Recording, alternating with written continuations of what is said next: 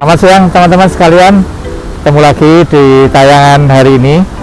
Ini cuacanya panas teman-teman, tapi nggak apa-apa ya. Ini cuacanya panas banget ini, tapi karena habis duhur ini, jadi sini panas banget gitu. Nggak apa-apa teman-teman. Jadi semoga teman-teman pada kondisi yang sehat, tetap beraktivitas dengan baik di masa yang sedang pandemi seperti sekarang.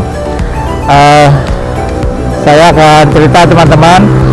2 hari yang lalu saya mendapatkan WA dari teman saya gitu, menanyakan Mas Teguh, kok saya ditolak ya donornya gitu.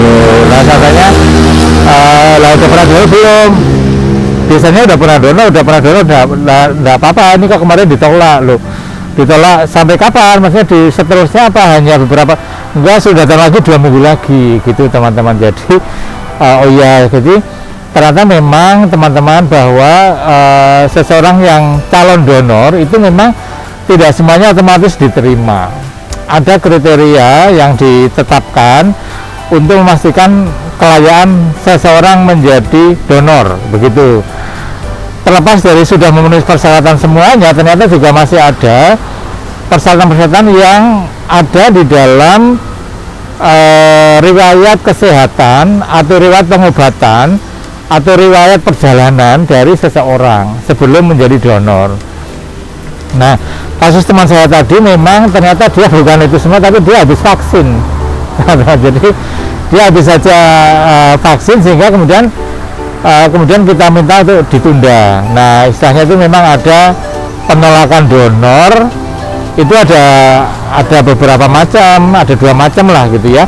Yang pertama itu penolakan donor yang untuk permanen selamanya. Jadi seseorang yang akan donor kemudian ditolak dan itu permanen selamanya gitu ya. Itu yang tipe yang pertama.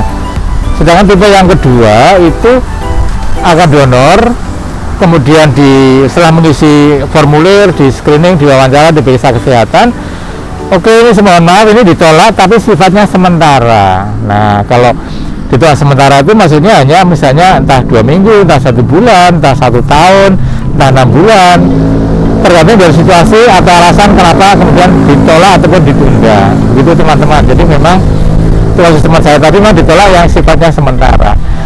Nah, padahal yang pertama tadi ditolak secara permanen, soalnya selamanya hidupnya nggak boleh donor lagi, itu ada juga. Misalnya pasien yang menderita penyakit tertentu, misalnya pasien dengan ternyata pernah bahas dulu juga sebenarnya ya, misalnya pasien dengan penyakit gula dan pengobatannya dengan suntikan, jadi selamanya kita tolak. Atau pasien ya donor tetapi sedang menjalani proses kemoterapi, tentu ada juga teman-teman, saking kepinginnya donor ya, ada calon donor yang sebenarnya menderita penyakit kanker, harus kemoterapi, tapi ingin donor, boleh nggak? Tidak akan dibolehkan. Nah, kalau pada kasus-kasus seperti ini maka dia ditolak untuk selamanya atau secara permanen, sehingga namanya penolakan atau ditolak secara permanen. Nah, untuk beberapa kasus yang lain itu ada juga yang ditolak tetapi sifatnya hanya sementara, maksudnya setelah sekian waktu maka boleh lagi menjadi donor. Contoh tadi teman saya ya, dia diminta 2 minggu lagi, jadi ditolak juga saat itu, tapi diminta datang lagi selama kemudian 2 minggu kemudian begitu. Nah, contoh-contoh ini seperti banyak. Kalau ini contohnya banyak, misal yang paling mudah lah saja ya, orang yang sedang minum antibiotik, ini dia sedang sakit sehingga kita minta biasanya kita tunda dulu, misalnya 1 minggu atau 2 minggu pasca minum antibiotik selesai, sudah sehat fit kembali misalnya.